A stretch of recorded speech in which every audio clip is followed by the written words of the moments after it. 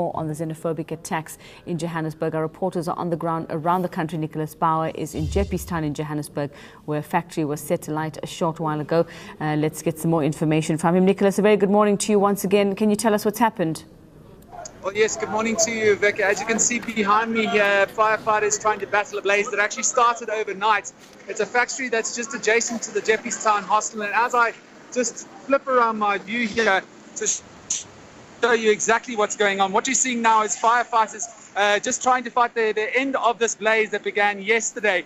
It's just down the road from where there was smouldering cars overnight as well. 2 cars were torched along this road.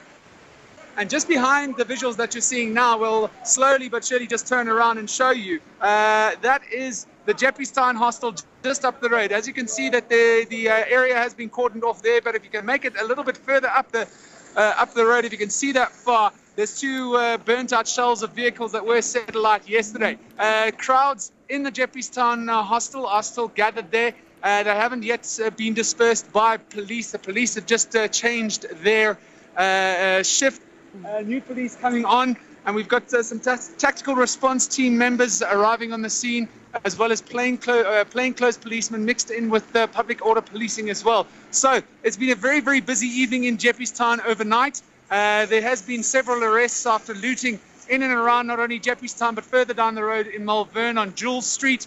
And while we watch these firefighters just battle the end of this blaze here, it's a factory that is just adjacent to the Jeppestown hostel, as I did mention. Still a very, very heavy police presence. Having a look here again, we've got tactical response team members on the scene, as well as I said, public order police as well. Rebecca. Nicholas, do we know in terms of this factory that this is related to the xenophobic attacks, or could it not have been an accident? Is there anything in particular about the owner maybe, or who owns this factory, that leads us to believe it's related?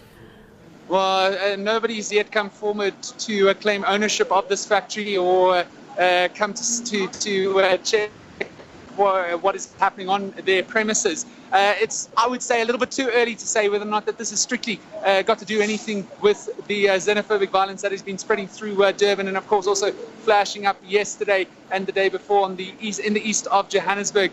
It's a bit of a mix of, I mean, there's opportunistic crime. The Jeppestown hostel is usually a hotbed of criminal activity, and overnight there was very, very opportunistic crime being committed. I mean, the shops that were being looted weren't necessarily foreign-owned shops. We've been told by locals that the two cars that were burnt out were stolen from an auto repair shop that's owned by a Mozambican man just up the road, but I haven't yet been able to confirm that.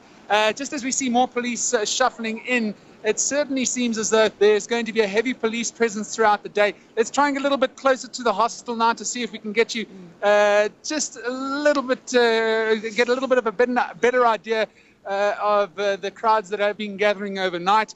I'm going to try and go through the cordoned off area here as we march on up the road. As I did mention a couple of weeks ago, the Jeppestown hostel was a very big talking point as they marched on the centre of Johannesburg. They tried to march on the nearby Maboneng precinct, a hotbed of redevelopment in Johannesburg. As you can see them there, a couple of these protesters here, a couple of the people that are gathered are trying to just will us a little bit forward to try and I'm not too sure. They're trying to will us forward a little bit closer to that burnt-out vehicle there. I'll try and keep a safe distance. I'm about, say, 30 meters away from the gathered crowds that were giving the police a headache overnight.